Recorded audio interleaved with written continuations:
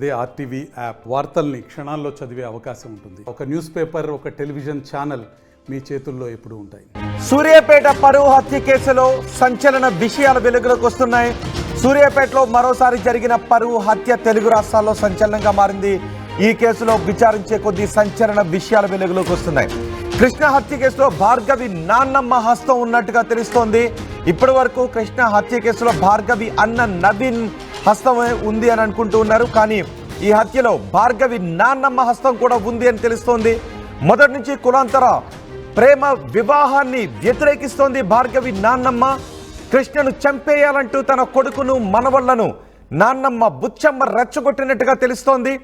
ఈ నెల 26వ తారీఖున బైర్ మహేష్తో ఫోన్లో మాట్లాడిన తర్వాత బయటికి వెళ్ళాడు కృష్ణ. అదే రోజు రాత్రి 9 గంటలకు కృష్ణను ఉరివేసి బండరాలతో కొట్టి చంపేశారు దుండగులు. కృష్ణను చంపి బుచ్చమ్మకు మృతదేహాన్ని చూపించి సంతృప్తి పరిచినట్టుగా తెలుస్తోంది.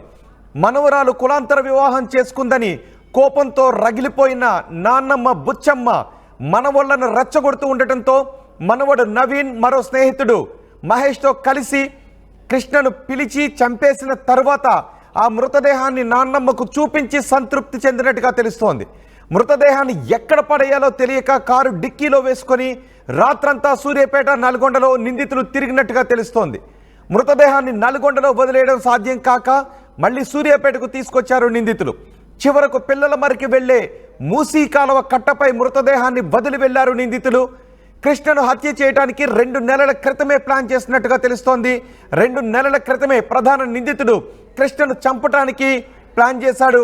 కృష్ణ హత్యలో భాగంగా భార్గవి కుటుంబ సభ్యులు 4తో పాటు మరో 2 పోలీసులు అదుపులోకి తీసుకున్నారు. ఒక్కసారి హత్య తర్వాత కన్నీరు మున్నీరుగా తన భర్త ప్రేమించి పెళ్లి చేసుకున్న భర్త చనిపోయాడు. ప్రేమించి పెళ్లి చేసుకున్న భర్తను తన కుటుంబ సభ్యులు చంపేశారని తెలిసిన తర్వాత ఆమె కన్నీరు ఇంకిపోయేలా రోధిస్తోంది. 3 రోజుల నుంచి ఆమె రోధిస్తూనే ఉంది. భార్గవి మాట్లాడింది తన భర్త హత్య గురించి. భార్గవి ఏం మాట్లాడిందో చూద్దాం. 6 months అవుతుంది మా మ్యారేజ్ అయ్యి. మమ్మీ వాళ్ళు ఒప్పుకోకపోతే మేము మా ఇంట్లో ఉంటున్నాం. బంటి వాళ్ళ ఇంట్లో ఫోన్ చేసిండు. ఎవరు ఫోన్ చేస్తే మాట్లాడిండు, ఏదో మాట్లాడిండు. 5కి అట్లా బయటికి వెళ్ళిండు. మళ్ళీ ఇంతవరకు ఇంట్లోకి రాలేడు. నాకైతే ఆయన మీద అనుమానం ఉంది. ఊకంటే ఆయనే ఫోన్ చేస్తుండు, ఏడికి పడితే ఆడికి రమ్మంటుండు. చూసుకోని చెప్పి నా బండికి నాకేం లేదు.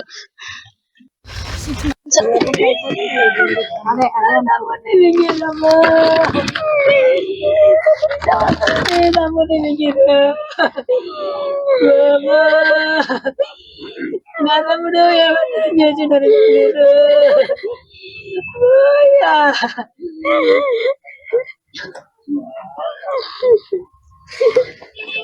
పాప మీతో ఉంటా అంటే భార్గవి 3 రోజుల నుంచి కన్నీరు ఇంకిపోయేలాగా రోధిస్తూనే ఉంది. తన భర్తను చంపిన తన కుటుంబ సభ్యులను కఠినంగా శిక్షించాలనే కోరుకుంటోంది. అయితే ఈ హత్య నవీన్ చేయటానికి కారణం నాన్నమ్మ బుచ్చమ్మగా తెలుస్తోంది. బుచ్చమ్మ మనవళ్లను తీవ్రంగా రెచ్చగొట్టింది. ఆ వయసులో కూడా మనవరాలు కులాంతర వివాహం చేసుకుందని ఆ వయసులోనూ కుల దురహంకారంతో రగిలిపోయింది నాన్నమ్మ బుచ్చమ్మ. కృష్ణను చంపిన తర్వాత అతని మృతదేహాన్ని నాన్నమ్మకు చూపించి సంతృప్తి పరిచి ఆ తర్వాత మృతదేహాన్ని మూసీ కట్టపై పడేసినట్టుగా తెలుస్తోంది. మా ప్రతినిధి రమేష్ ఉన్నారు పూర్తి సమాచారం అందించడానికి. రమేష్, నాన్నమ్మ ప్రోద్బలంతోనే ఈ హత్య చేసినట్టుగా తెలుస్తూ ఉంది. నాన్నమ్మ కుల దురహంకారంతో రగిలిపోయి మనవలను ఉసుకొలిపింది అని తెలుస్తోంది. సో ఇప్పుడు ఎంతమందిని అదుపులోకి తీసుకున్నారు? పోలీసుల అదుపులో 5 నిందితులు కూడా అదుపులో ఉన్నారు. పోలీసుల అదుపులో మొత్తం 5 కూడా భార్గవి ఫాదర్ అదేవిధంగా సోదరుడు నవీన్ తో పాటు మరొక సోదరుడు, వీరు 3. అదేవిధంగా ఫోన్ చేసినటువంటి వ్యక్తి బైరు మహేష్ 4తో పాటు నల్గొండకు చెందినటువంటి మరొక వ్యక్తి సాయి చరణ్.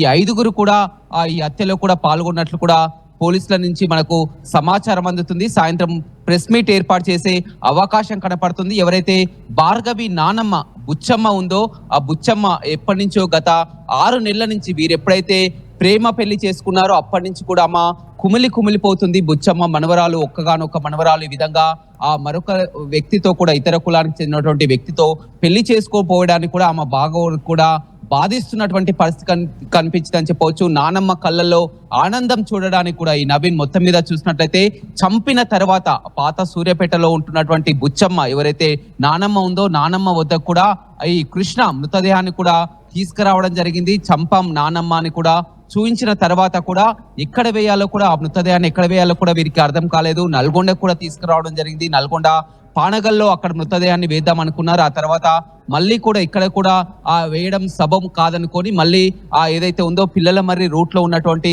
మూసీ కెనాల్ వద్ద కూడా వేయడం జరిగింది. ప్రధాన నిందితులు ఎవరైతే ఉన్నారో మహేష్, నవీన్, భార్గవి ఫాదర్, అదేవిధంగా మరొక సోదరుడు, ఈ 5గురు కూడా ప్రస్తుతం పోలీసుల అదుపులో ఉన్నారు.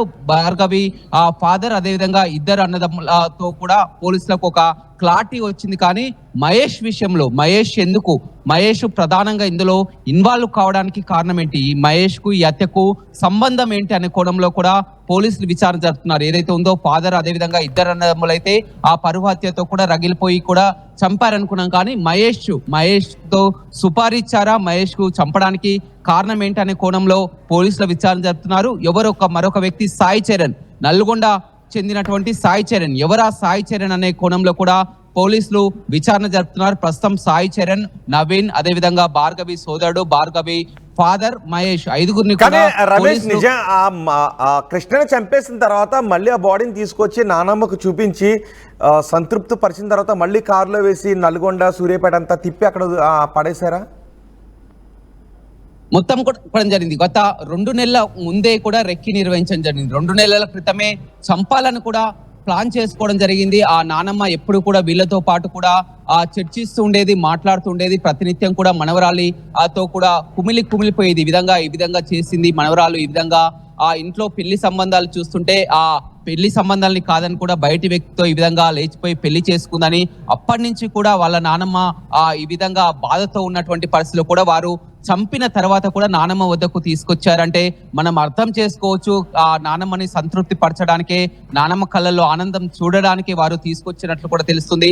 వారు మొత్తం ఆ బండరాళ్లతో కొట్టినట్టు కానీ ఎలాంటి ఆనవాళ్ళు లేదు. కేవలం వారు సాయంత్రం ఇంట్లో నుంచి వచ్చిన తర్వాత కారులో ఎక్కించుకొని ఎవరైతే ఆ సోదరులు ఉన్నారో, ఇద్దరు సోదరులు కలిసి కూడా చేతులు పట్టుకొని గొంతు నలిమి కూడా చంపడం జరిగింది. ఎందుకంటే మనం ఆ డెడ్ బాడీ పై కూడా చూసినట్టయితే ఎలాంటి గాయాలు కూడా, కొట్టినటువంటి రక్తపు గాయాలు కానీ, కత్తిపోట్లు కానీ ఎలాంటి గాయాలు లేదు. కేవలం ఆ గొంతు నమిలి చంపినట్టు కూడా పోస్ట్ మార్టం రిపోర్ట్ లో కూడా వచ్చిందని చెప్తున్నారు. ఏదేమైనప్పటికీ కూడా మొత్తం మీద నానమ్మ బుచ్చమ్మ సూర్యాపేటలో ఉంటుంది. పాత సూర్యాపేటలో బుచ్చమ్మ ఉంటుంది. సాయంత్రం 5 గంటల సమయంలో ఇంట్లో నుంచి ట్రాప్ చేసి బయటకు తీసుకురావడం జరిగింది. అయితే మహేష్ తరచుగా ఫోన్ చేస్తడానికి కూడా కారణం ఏంటంటే ఒక భూ వివాదం. ఈ కృష్ణ రియల్ ఎస్టేట్ వ్యాపారం చేస్తారు కాబట్టి అందులోనే భాగంగా ఒక తన భూమి సెటిల్మెంట్ లో భాగంగా కూడా అది అమ్మాలని గత 2 నెలల నుంచి కూడా తరచూ ఫోన్లు చేస్తున్నారు, ట్రాప్ చేస్తున్నారు. అదే కోణంలో కొన్ని డబ్బులు కూడా ఇవ్వడం జరిగింది. ఈ భూమిని అమ్మి పెడితే మరింత లాభం కూడా చూపిస్తామని చెప్పడం జరిగింది. అందులోనే భాగంగా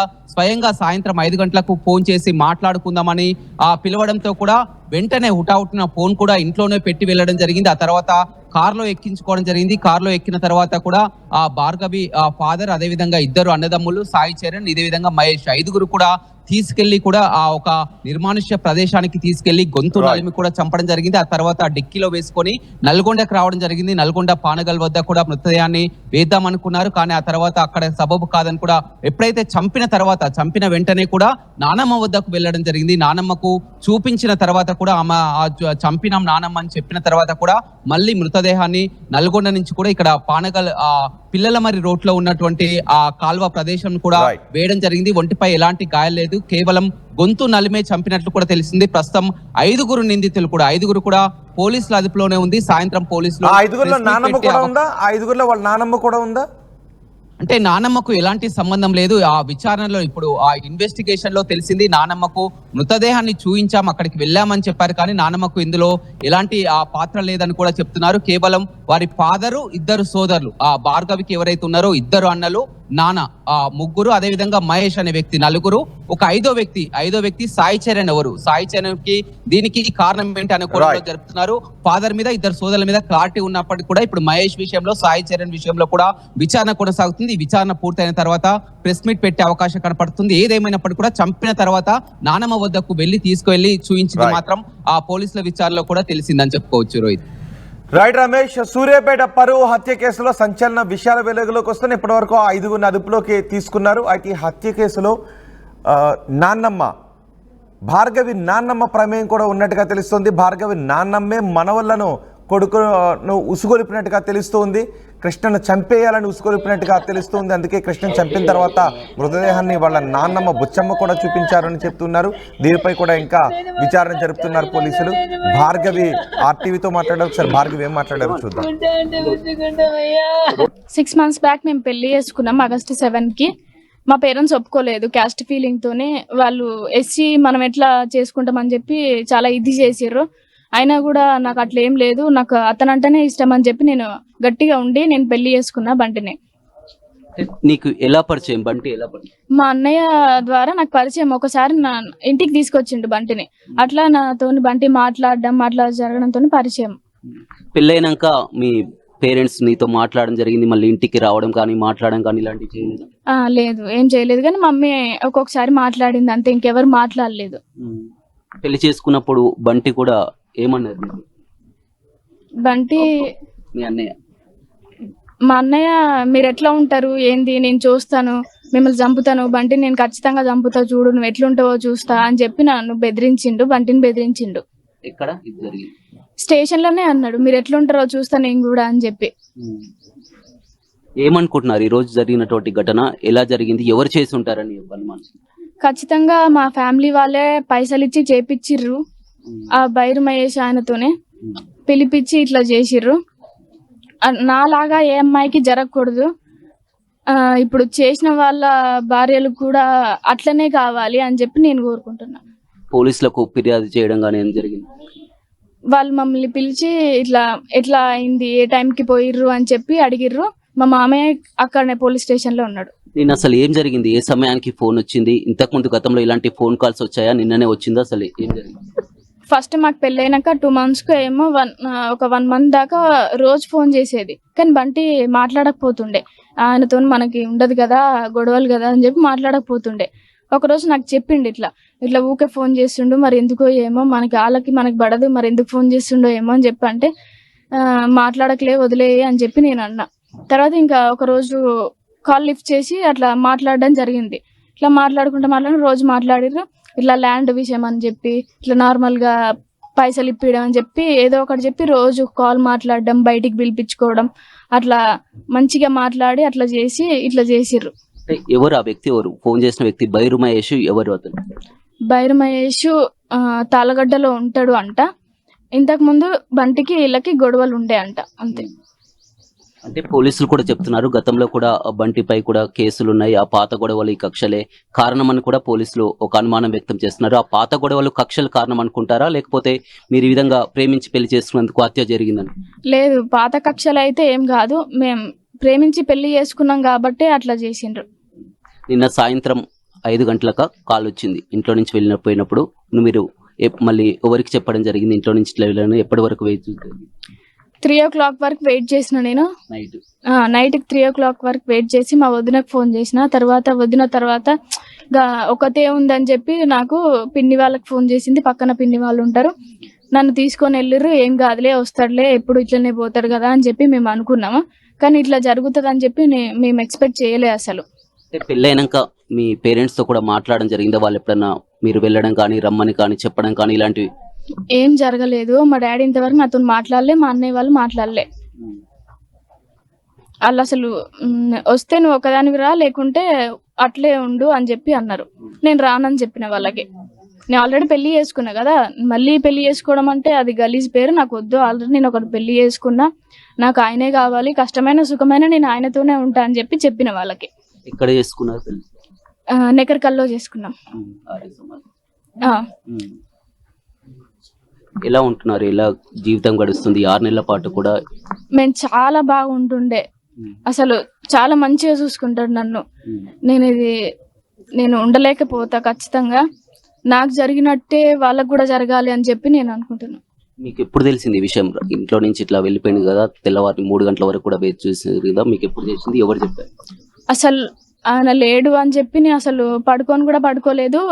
మార్నింగ్ 7 o'clockకి నాకు ఒక పోలీస్ ఫోన్ చేసి ఇట్లా అడిగిండు, ఇట్లా బంటి ఏ కలర్ డ్రెస్ వేసుకుండు, ఆయనకి బైక్ ఉందా, సంథింగ్ ఆయనకి హెయిర్ కట్ చేయించుకుందా అని చెప్పి అడిగితే అవును అని చెప్పి నేను అన్ని చెప్పిన తర్వాత ఎందుకు అని చెప్పి నేను అడిగితే వాళ్ళు చెప్పలేదు. మళ్ళీ అడిగిన ఎందుకు అని అంటే సరే మళ్ళీ కాల్ చేస్తాం మేము అని చెప్పి కట్ చేసిరు వాళ్ళు. మీరు ఎవరిపై అనుమానం వ్యక్తం చేస్తున్నారు ప్రధానంగా? మా ఫ్యామిలీపై ఖచ్చితంగా. గతంలో ఏమన్నా బెదిరింపులు కానీ విధంగా రావడం కానీ వచ్చాయా? మా అన్నయ్య బెదిరించిండు. ఊర్లోకి వచ్చినప్పుడు తిట్టడం, ఎట్లా పడితే అట్లా అనడం, అట్లా చాలా జరిగినాయి. మీరెంతమంది? మీ అన్నయ్య? 2 అన్నయ్యలు, నేను. ఎంతవరకు చదువుకుంటారు? పెద్దన్నయ్య డిగ్రీ ఫైనల్ ఇయర్ అయిపోయింది, చిన్నన్నయ్య డిగ్రీ 3rd year, నేను 2nd year డిగ్రీ కంటిన్యూ చేస్తున్నా. నిజంగా దారుణమైనటువంటి ఘటన అని చెప్పుకోవచ్చు. ఎందుకంటే చిన్న వయసులోనే ప్రేమించి పెళ్లి చేసుకున్న పనికి ప్రతిరోజు కూడా అతని ఎలా ఉండేది మీతో, కానీ ఏం మాట్లాడేది ఇక్కడ అంటే సూర్యాపేట నుంచి ఎట్లా మీ జీవితం ఎట్లా గడిపేది? రోజు చాలా మంచిగా చూసుకుంటే నన్ను. నేను ఖచ్చితంగా ఉండలేనేమో అనిపిస్తుంది నాకు. ఎందుకంటే గతంలో మనం మిర్యాలగూడలో చూడడం జరిగింది. అమృత ప్రణయ్ కూడా సేమ్ ఇలాంటి ఇష్యూనే జరిగింది. ఆ అమ్మాయి కూడా మొత్తం న్యాయ పోరాటం కూడా చేసినటువంటి పరిస్థితి కూడా మనం చూడడం జరిగింది. మీరేం చేయబోదు? ఖచ్చితంగా నేను పోరాటం చేస్తాను. శిక్ష పడే వరకు నేను వాళ్ళకి పోరాటం చేస్తా ఖచ్చితంగా. నా బంటికి ఎట్లా అయిందో వాళ్ళకు కూడా అట్లే కావాలి, వాళ్ళకు ఉరి శిక్ష కావాలి అని చెప్పి నేను అనుకుంటాను. ఎందుకు ఇలాంటి ఘటనలు తరచూ జరుగుతున్నా కానీ మీరిద్దరు ప్రేమించి పెళ్లి చేసుకున్నారని చెప్తున్నారు, అంతా కూడా కలిసే ఉంటున్నారు, మళ్ళీ ఎందుకు ఇలాంటి ఘటనలు జరుగుతున్నాయి? క్యాస్ట్ ఫీలింగ్, వాళ్ళకి క్యాస్ట్ వేరే అంట. క్యాస్ట్ మనదైతే ఇస్తాం, అది ఎవరైనా సరే అంట. ఎవరైనా సరే అంటే వాళ్ళు మంచిగా చూసుకోవాలి కదా. ఫస్ట్ నాకు నచ్చాలి కదా, వాళ్ళకి నచ్చితే సరిపోతుందా? వాళ్ళైతే ఉండరు కదా వాళ్ళ దగ్గర, నేను ఉండాలి కదా. నాకు నచ్చిందే నేను పెళ్లి చేసుకున్నా. నువ్వు ఇంట్లో లవ్ చేసినప్పుడు, ప్రేమించుకున్నప్పుడు మీ పేరెంట్స్కి ఇట్లా చెప్పడం జరిగిందా, నేను ఇట్లా బంటిని లవ్ చేశాను, పెళ్లి చేసుకుంటాను? ఇంట్లో తెలిసినప్పుడు చెప్పిన, నేను అవును చేస్తున్నా అని చెప్పిన తర్వాత ఇంకా 2 years తర్వాత నెక్స్ట్ ఇంకా పెళ్లి చేద్దాం అన్నట్టుగా ఫిక్స్ అయితే నేను చేసుకోను అని చెప్పి సూసైడ్ చేసుకోవడం, సంథింగ్ అట్లా టాబ్లెట్స్ వేసుకోవడం అన్నీ జరిగినాయి. అయినా కూడా వాళ్ళు ఒప్పుకోవట్లేదు. ఇంకా నేను బయటకు వచ్చేసిన, పెళ్లి చేసుకున్నా. ఏం చెప్పదలుచుకున్నారు ఇప్పుడు ప్రధానంగా? నాకు జరిగినట్టు వేరే వాళ్ళకి జరగకూడదు. ఎంత బాధాకరం అంటే నేను ఇది భరించలేకపోతున్నా. బంటి కుటుంబ నేపథ్యం ఏంది? వాళ్ళ పేరెంట్స్ కానీ వాళ్ళు మీ అత్త మామలు కానీ వాళ్ళ ఎవరెవరు ఉన్నారు? వాళ్ళు చాలా బాధపడుతున్నారు. ఉన్నదే ఒక్క ఆయన మంచి అందరికి ధైర్యం బంటి అంటే. బంటి ఒక్కరేనా కుటుంబంలో? ఒక్కడే? ఇంకొక ఆయన కూడా ఉన్నారు. అత్తయ్య లేదు, మామ అక్కడ పోలీస్ స్టేషన్ లో ఉన్నాడు అంట. మీరు కలిసే ఉంటారా? మామ ఇక్కడ రెంట్కుంటాడు వేరే దగ్గర. మేము బంటి వాళ్ళ మామ వాళ్ళ ఇంట్లో ఉంటాం, వాళ్ళేమో హైదరాబాద్ లో ఉంటారు, వాళ్ళ ఇంట్లో మేము ఉంటున్నాం. అంటే ఎలా గడుస్తుంది మీ జీవనం? ఎలా గడుస్తుంది? ఏం పని? చాలా బాగుంటది. నార్మల్ గా బయటికి వెళ్తాడు, ఎమ్మటే వస్తాడు, మళ్ళీ మాట్లాడతాడు, మంచిగా ఉంటాం. ఏం చేస్తాడు? జాబ్ చేస్తాడు? Real estate.